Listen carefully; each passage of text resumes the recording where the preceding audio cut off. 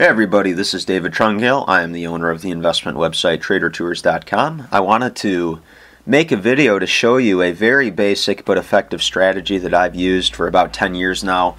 It's helped me exit the market before a major crash, and it's also helped me buy in during one of the greatest booms of all time, which is what we are seeing today. So this is a 10-year graph of the Dow Jones Industrial Average.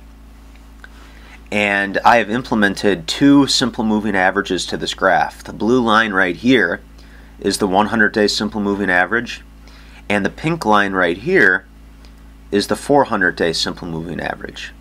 So all we are looking for is a point of intersection, and what that point of intersection is telling us is that there could be a change in the trend. Now, this is not a foolproof method, but I'm going to point out a few points on this graph that illustrate just how effective this approach has worked, at least for me, for quite some time. So I really didn't start buying stocks until 2006, 2007. That just happened to be the year where I got involved with technical analysis and I started digging into the subject of trend trading. But you can see here, in late 2008, the 100-day average crossed the 400-day moving average, and that was literally the main signal that I used to sell out. And if you look here on this graph, the brunt of the 2008 crash really did not happen until towards the end of the year.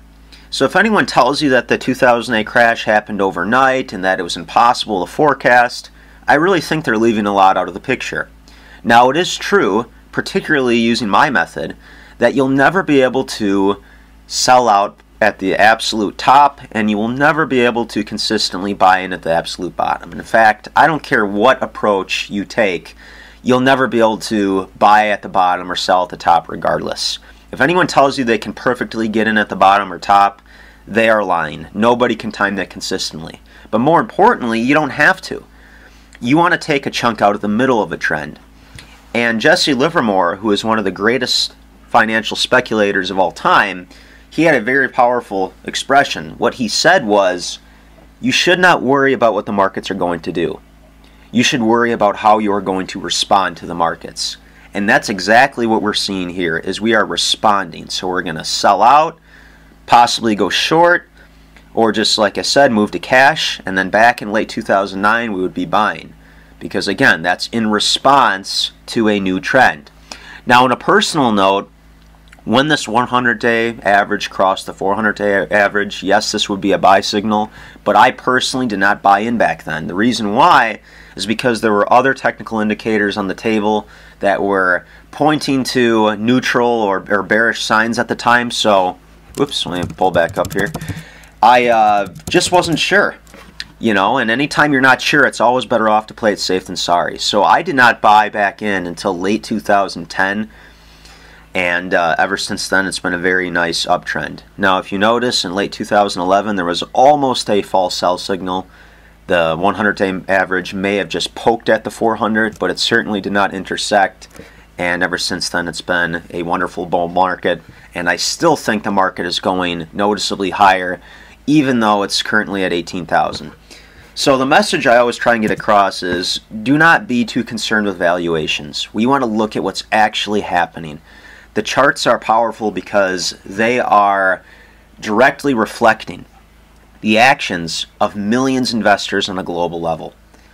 And it's a lot more effective than fundamental theory, which is basically trying to put a value on something, because one person might say the market's overvalued, but you know, a lot of those people were saying it was overvalued in 2013 and 2011, but that doesn't really matter.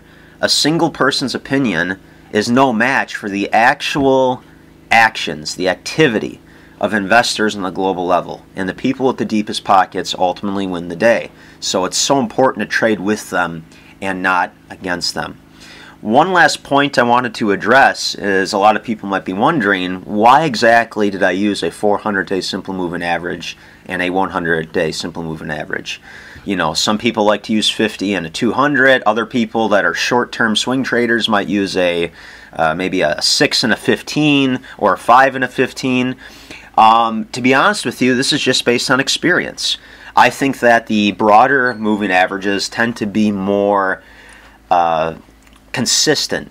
They're a little bit more reliable, I would say, when it comes to analyzing trends. What you're going to find out is if you throw on, let's say, a 5 and a 10-day moving average, they're going to crisscross constantly, leading to a lot of false buy and sell signals. So in no way am I trying to disparage the day traders of the world out there. I'm just going off of my experiences and what works for me. And the 100 and the 400 tends to work well on broad indexes, particularly the Dow Jones. When I use individual stocks, when I screen individual stocks, I use a different approach, and I usually don't use this long term of moving averages. And last but not least, just understand that this is not a foolproof method.